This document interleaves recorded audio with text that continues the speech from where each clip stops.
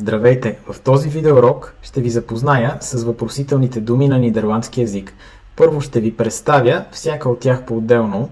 След това ще ви покажа обобщителна таблица с всички тях. Накрая ще имате възможност и да се упражните. Първата въпросителна дума е ват. Ват. Какво? Пример. What is that? What is that? Какво е това? What is that? Wie. Кой, коя, кое, кои за хора.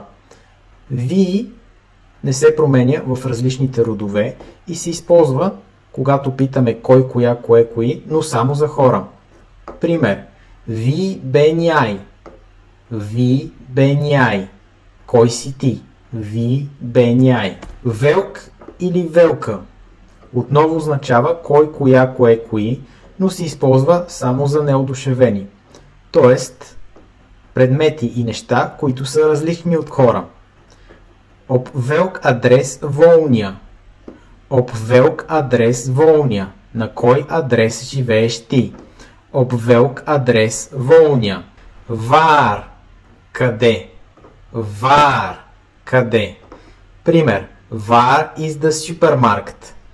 Waar is de supermarkt? Къде е супермаркетът? Wanneer. Wanneer. Кога? Пример. Wanneer ben je geboren? Wanneer ben je geboren? Кога си роден? Wanneer ben je geboren? Hoe.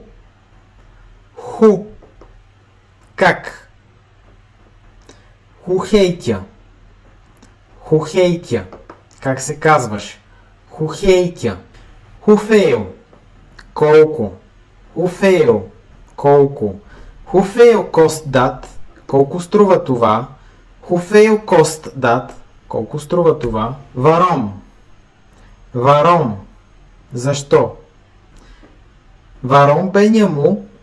Защо си изморен? Waarom ben je moe? Защо си изморен?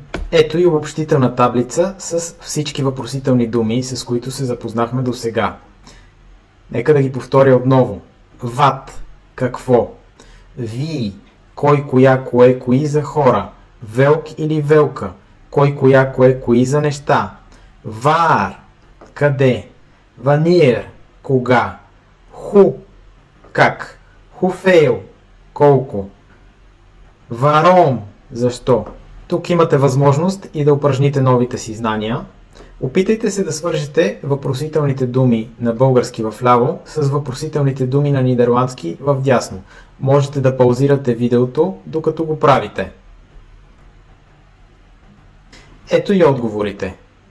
Отново обобщителната таблица на въпросителните думи. Благодаря ви, че останахте до края на това видео.